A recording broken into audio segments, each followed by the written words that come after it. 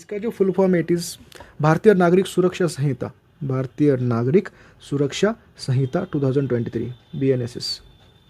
इसने किस चीज़ को रिप्लेस किया है?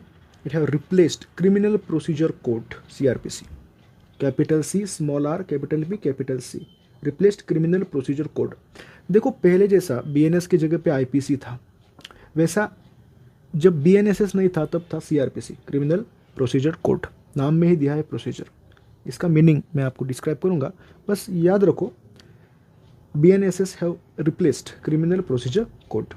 अभी समझो BNSS का काम क्या है, BNSS क्या करेगा। अगर आपको पूछा जाए BNSS को डिस्क्राइब करें अच्छे से, तो फिर आपको पता होना चाहिए हर एक एस्पेक्ट। समझो, consolidate and amend the law related to criminal procedure. सारे प्रोसीजर, इन्वेस्टिगेशन पुलिस को इन्वेस्टिगेशन कैसे करना है, क्रिमिनल केस में कोर्ट में जो जिस पर्सन को अरेस्ट किया उसको प्रोसीड कैसे करना है, क्रिमिनल केस को प्रोसीड कैसे करना है, इन्वेस्टिगेशन कैसे करना है, हर एक चीज़ हर एक प्रोसीजर किस चीज़ में दी है, it is given in BNSS 2023। इसमें अच्छे से दी हुई है। तो हर एक aspect consolidate and amend the law related to criminal procedure. So BNSS का काम क्या है, इन्वेस्टिगेशन हो, हर एक जो प्रोसीजर हो, हर एक जो प्रोसीजर है, इस प्रोसेस में अगर कोई चेंजेस करना है, कोई कंसोलिडेशन करना है, कुछ अमेंडमेंट करना है, it is done by BNSS। समझो, प्रोविजंस ऑफ दिस संहिता मैंने पहले बता दिया था BNSS। इसमें एक पॉइंट है जो कि आपको वाइवा में पूछा जा सकता है, और अगर इस पॉइंट का आप आंसर देते हो तो मुझे नहीं लगता कि आपके अगले वाइवा में कुछ रहेगा पूछने के लिए। अगर इस क्वेश्चन का आंसर देते हैं तो आपको पूरे मार्क मिलेंगे। पर वो पॉइंट क्या है समझो, provisions of this Sanhita BNSS 2023 shall not apply to, कहाँ पे अप्लाई नहीं होता है। समझो, आप पूछेंगे कि अपन इंडिया की लीगल सिस्टम पढ़ रहे हैं, इंडिया की लीगल प्रोसीजर पढ़ रहे हैं, उस लीगल प्रोसीजर में आप ऐसा कैसे बता सकते हो कि ये जो BNSS है कहाँ पे अप्लाई नहीं होता। तो ये आपको समझना पड़ेगा, इसलिए इट बिकम एक्सेप्शन। जैसे आपने नीट में एक्सेप्शन पढ़े थे वैसे एक एक्सेप्शन हो जाता है। तो provisions of BNSS are shall not apply to state of Nagaland and tribal areas.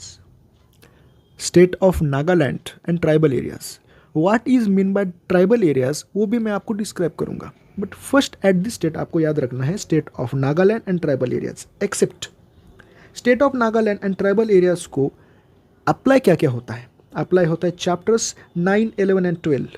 Chapter 9, chapter 11 and chapter 12 applies to state of Nagaland and tribal areas.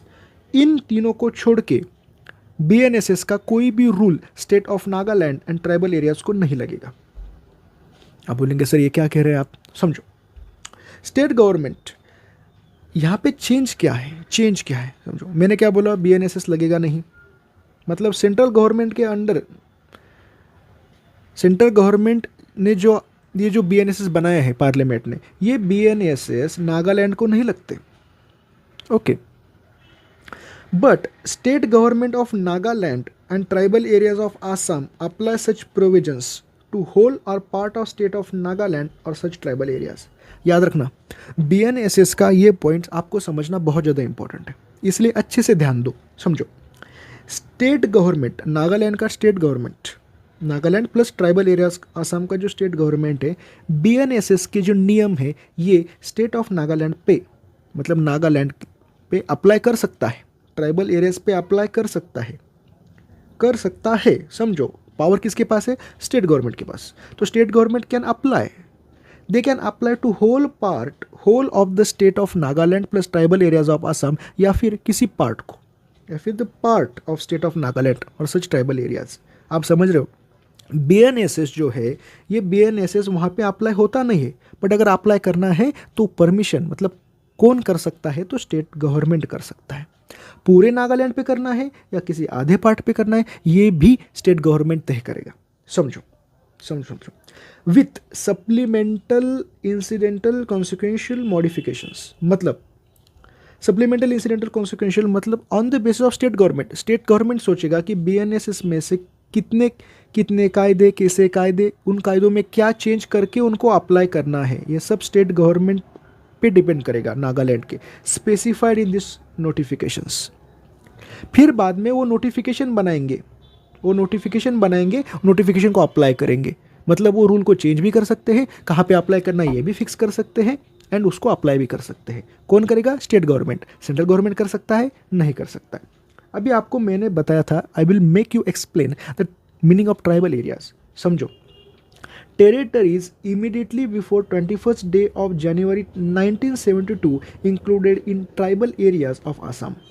1972 21 जनवरी 1972, 21 जनवरी 1972 के पहले जितने भी territories were tribal areas of Assam, जिनको ट्राइबल एरियाज ऑफ आसाम कहा जाता था, वही tribal areas come under this aspect. Nagaland plus tribal areas of Assam. पर ट्राइबल एरियाज ऑफ आसाम कौन से वाले? जो 21 जनवरी 1972 के पहले आते थे। ओके, तो इसके अनुसार city of Shillong is excluded. तो सिटी ऑफ शिलोंग इस पैरामीटर के अंदर नहीं आता। तो सिटी ऑफ शिलोंग पे बीएनएसएस के सारे कायदे कानून लगते हैं, सारे कायदे और कानून लगते हैं। Applies here. अभी समझो, बीएनएसएस किस पे अप्लाई करेगा? BNSS deals with how criminal case should be investigated by police. Criminal cases should proceed in court. देखो, इन्वेस्टिगेशन कैसे करना है ये कौन बताएगा? बीएनएसएस बताएगा। कोर्ट में प्रोसीजर कैसे होनी चाहिए कौन बताएगा? बीएनएसएस बताएगा। इसका एग्जाम्पल है, समझो, अगर आपको पोस्टमार्टम एग्जामिनेशन करना है, पोस्टमार्टम एग्जामिनेशन करना है किसका? पोस्टमार्टम एग्जामिनेशन करना है आरटीए की किसी विक्टिम का। रोड ट्रैफिक एक्सीडेंट में किसी की डेथ हुई है तो उसका अगर आपको इंक्वेस्ट करना है तो उसके लिए बीएनएसएस 194 होता है।